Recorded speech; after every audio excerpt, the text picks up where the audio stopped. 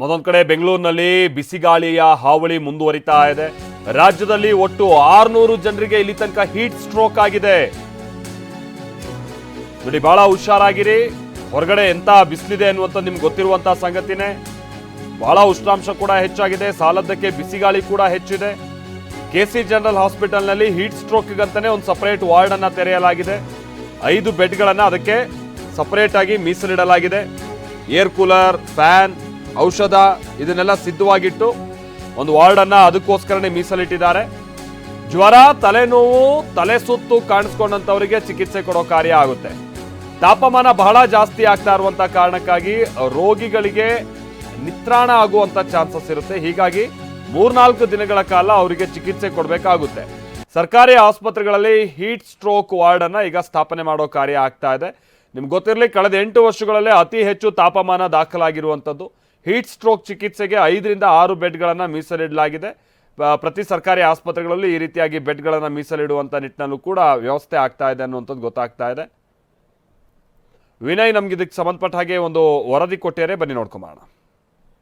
ರಾಜ್ಯದಲ್ಲಿ 600ಕ್ಕೂ ಹೆಚ್ಚು ಹೀಟ್ ಸ್ಟ್ರೋಕ್ನ ಕೇಸ್ಗಳು ಕೂಡ ದಾಖಲಾದ ಬೆನ್ನಲ್ಲೇ ಸದ್ಯಕ್ಕೆ ಬೆಂಗಳೂರಿನ ಪ್ರಮುಖವಾದ ಹಾಸ್ಪಿಟಲ್ಗಳಲ್ಲಿ ಹೀಟ್ ಸ್ಟ್ರೋಕ್ನ ವಾರ್ಡ್ಗಳನ್ನು ಕೂಡ ಸಿದ್ಧತೆ ಮಾಡಿಕೊಂಡಿರುವಂಥದ್ದು. ಅಂದರೆ ಸದ್ಯಕ್ಕೆ ಹೆಚ್ಚು ತಾಪಮಾನ ದಾಖಲಾಗ್ತಾ ಇದ್ದ ಹಾಗೆಯೇ ಸಾಕಷ್ಟು ರೀತಿಯಂತಹ ಆರೋಗ್ಯದ ವ್ಯತಿರಿಕ್ತ ಸಮಸ್ಯೆಗಳು ಕೂಡ ಕಂಡು ಬರ್ತಾ ಇದೆ. ಹೀಗಾಗಿ ಹೀಟ್ ಸ್ಟ್ರೋಕ್ ವಾರ್ಡನ್ನು ಮಾಡಿ ಆರೋಗ್ಯ ಇಲಾಖೆ ಈಗಾಗಲೇ ಕೆಲವೊಂದಿಷ್ಟು ಜಿಲ್ಲಾಡಳಿತದ ಆಸ್ಪತ್ರೆಗಳಾಗಿರ್ಬೋದು ಮತ್ತು ಬೆಂಗಳೂರಿನಲ್ಲಿ ಕೆಲವೊಂದಿಷ್ಟು ಆಸ್ಪತ್ರೆಗಳನ್ನು ಆಯ್ಕೆ ಮಾಡಿಕೊಂಡು ಬೆಡ್ಗಳನ್ನು ಕೂಡ ಮೀಸಲಿಡುವಂತೆ ಸೂಚನೆಯನ್ನು ಕೂಡ ಸದ್ಯಕ್ಕೆ ಆರೋಗ್ಯದಲ್ಲಿ ಯಾವುದೇ ರೀತಿಯಂತಹ ವ್ಯತಿರಿಕ್ತ ಪರಿಣಾಮವಾಗಿರಬಹುದು, ಹೀಟ್ ಸ್ಟ್ರೋಕ್ ನಿಂದ ಯಾವುದೇ ರೀತಿಯಂತಹ ಸಮಸ್ಯೆಗಳು ಎದುರಾದಂತಹ ಸಮಯದಲ್ಲಿ ತುರ್ತು ಚಿಕಿತ್ಸೆಯನ್ನ ನೀಡಬೇಕು ಅನ್ನೋ ಉದ್ದೇಶಕ್ಕಾಗಿ ಈಗಾಗಲೇ ಬೆಡ್ಗಳನ್ನು ಕೂಡ ಸಿದ್ಧತೆ ಮಾಡಿಕೊಂಡಿರುವಂತದ್ದು. ಏನು ಸಿದ್ಧತೆ ಮಾಡ್ಕೊಂಡಿದ್ದೀರಿ? ಆರೋಗ್ಯ ಇಲಾಖೆ ಏನು ಸೂಚನೆ ಕೊಟ್ಟಿದೆ ತಮಗೆ?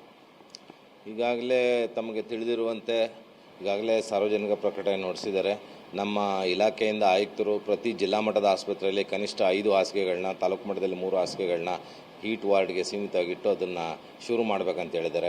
ಅವರ ಆದೇಶಂತೆ ನಾವು ಈಗ 6 ಹಾಸಿಗೆಗಳಿದೆ ವಾರ್ಡಲ್ಲಿ. 6 ಹಾಸಿಗೆಗಳನ್ನ ಕೂಡ ಹೀಟ್ ಸ್ಟ್ರೋಕಿಂದ ಬರುವಂಥ ರೋಗಿಗಳಿಗೆ ಸೀಮಿತವಾಗಿಟ್ಟಿದ್ದೇವೆ. ಬೆಳಗ್ಗೆ 10-11 ಗಂಟೆಯಿಂದ ಸಂಜೆ 4 ಗಂಟೆವರು ಮನೆ ಬಿಟ್ಟು ಆಚೆ ತೆರಳಬೇಕಾಗುತ್ತೆ. ದಯಮಾಡಿ ಅವರು ಮನೆಯಲ್ಲಿ ಇದ್ದಷ್ಟು ಸೂಕ್ತ.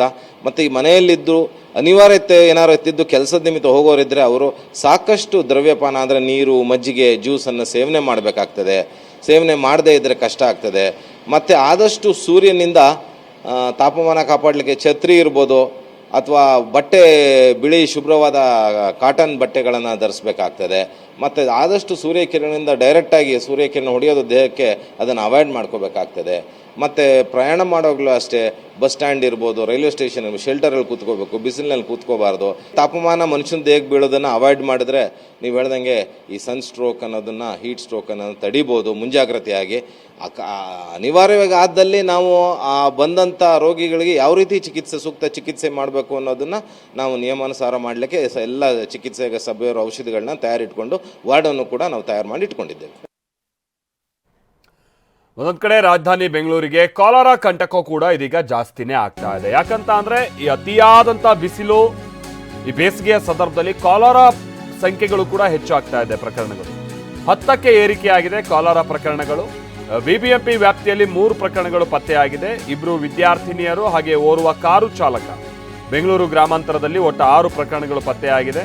ರಾಮನಗರ ಜಿಲ್ಲೆಯಲ್ಲಿ 1 ಪ್ರಕರಣ ಪತ್ತೆಯಾಗಿದೆ. ಬೆಂಗಳೂರಿನ ಬಿಬಿಎಂಪಿ ಲಿಮಿಟ್ಸ್ ಅಲ್ಲಿ 3, ರಾಮನಗರದಲ್ಲಿ 1, ಬೆಂಗಳೂರು ರೂರಲ್ನಲ್ಲಿ 6, ಒಟ್ಟು 10 ಕಾಲರಾ ಪ್ರಕರಣಗಳು ಪತ್ತೆಯಾಗಿದೆ ಅನ್ನುವಂಥ ಸಂಗತಿ ತಿಳಿದು ಬರ್ತಾ ಇದೆ.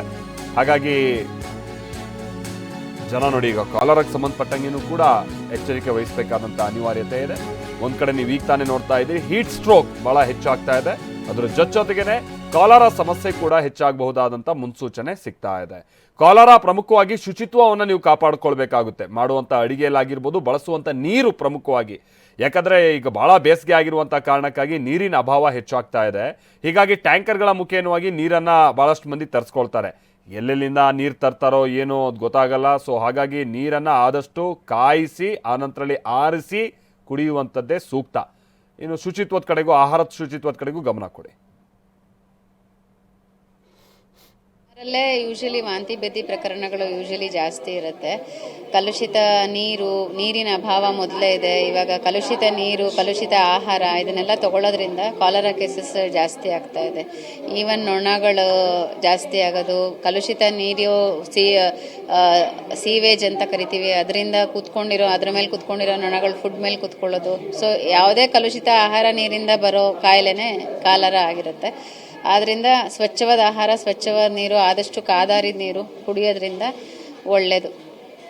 ಇದರಿಂದ ತಡೆಗಟ್ಟಬಹುದು ಕಾಲರಾ ಪ್ರಕರಣಗಳನ್ನು. ಮತ್ತು ಯಾರೇ ಆಗಲಿ ಇವಾಗ ವಾಂತಿ ಭೇದಿ ಶುರುವಾಯಿತು ಅಂದರೆ ತುಂಬ ಜಾಸ್ತಿ ಪ್ರಮಾಣದಲ್ಲಿ ನೀರು ಥರ ಭೇದಿ ಆಗೋದು, ರೈಸ್ ವಾಟರ್ ಸ್ಟೂಲ್ ಅಂತ ಹೇಳ್ತೀವಿ, ಅಂದರೆ ಅಕ್ಕಿ ಗಂಜಿ ಥರ ತುಂಬ ನೀರಾಗೆ ಭೇದಿ ಆಗ್ತಾ ಇರುತ್ತೆ. ನಿತ್ರಾಣ ಆಗಿಬಿಡ್ತಾರೆ, ಡಿಹೈಡ್ರೇಷನ್ ಆಗಿಬಿಡುತ್ತೆ. ಅದರಿಂದ ಕೆಲವೊಂದು ಸಲ BP ತುಂಬ ಲೋ ಆಗಿ ಕಿಡ್ನಿ ಡ್ಯಾಮೇಜ್ ಕೂಡ ಆಗಿರೋ ಪ್ರಕರಣಗಳನ್ನು ನಾವು ನೋಡಿದ್ದೀವಿ. ಆದ್ದರಿಂದ ಸಾಕಷ್ಟು ಅತಿಸಾರ ಭೇದಿ ಆ ಥರ ಜಾಸ್ತಿ. ನೋಡಿ, ಡಾಕ್ಟರ್ ಹೇಳ್ತಾ ಇದ್ರು ಅಲ್ಲ, ಇದ್ರ ಜೊತೆಗೆ ಬೆಂಗಳೂರಿನಲ್ಲಿ 3ನೇ ಕಾಲರಾ ಪ್ರಕರಣ ಪತ್ತೆ ಆಗಿದೆ. ನಿನ್ನೆ 2 ಸ್ಟೂಡೆಂಟ್ಸ್ಗೆ ಕಾಲರಾ ಇರುವಂತದ್ದು ಗೊತ್ತಾಗಿತ್ತು. ಈಗ ಬೊಮ್ಮನಹಳ್ಳಿ ವ್ಯಾಪ್ತಿಯಲ್ಲಿ ಕಾಲರಾ ಕೇಸ್ ಪತ್ತೆಯಾಗಿದೆ. ಕಾರ್ ಡ್ರೈವರ್ ಓರ್ವರಿಗೆ ಕಾಲರಾ ಸೋಂಕು ಪಾಸಿಟಿವ್ ಬಂದಿರುವಂತದ್ದು ಗೊತ್ತಾಗಿದೆ. ವ್ಯಕ್ತಿಗೆ ಏಕಾಏಕಿ ವಾಂತಿ ಭೇದಿ ಶುರುವಾಗಿತ್ತಂತೆ. ಖಾಸಗಿ ಆಸ್ಪತ್ರೆಗೆ ಅವರು ದಾಖಲಾಗಿರ್ತಾರೆ.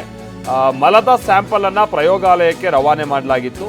ಅದರಲ್ಲಿ ಕಾಲರಾ ಸೋಂಕಿರುವಂಥದ್ದು ದೃಢ ಆಗಿದೆ. ವಿಕ್ಟೋರಿಯಾ ಆಸ್ಪತ್ರೆಯಲ್ಲಿ ಆ ಕಾರು ಚಾಲಕನಿಗೆ ಚಿಕಿತ್ಸೆ ಕೊಡುವಂಥ ಕಾರ್ಯ ಆಗ್ತಾ ಇದೆ. ಕಾಲರಾ ಏನು ಭಾಳ ಜೀವಕ್ಕೆ ತೊಂದರೆ ಅನ್ನುವಂಥದ್ದಲ್ಲ, ಬಟ್ ಭಾಳ ಚೆನ್ನಾಗಿ ಪಥ್ಯ ಮಾಡಬೇಕು. ಇಲ್ಲ ಅಂತ ಅಂದರೆ ಜೀವಕ್ಕೂ ಸಮಸ್ಯೆ ಆಗ್ಬೋದಾ ಅಂತ ಚಾನ್ಸಸ್ ಇರುತ್ತೆ. ಹಾಗಾಗಿ ಕಾಲರಾವನ್ನು ಯಾವ ಹಂತಲ್ಲೂ ನಿರ್ಲಕ್ಷ್ಯ ಮಾಡೋ ಹಾಗಿಲ್ಲ.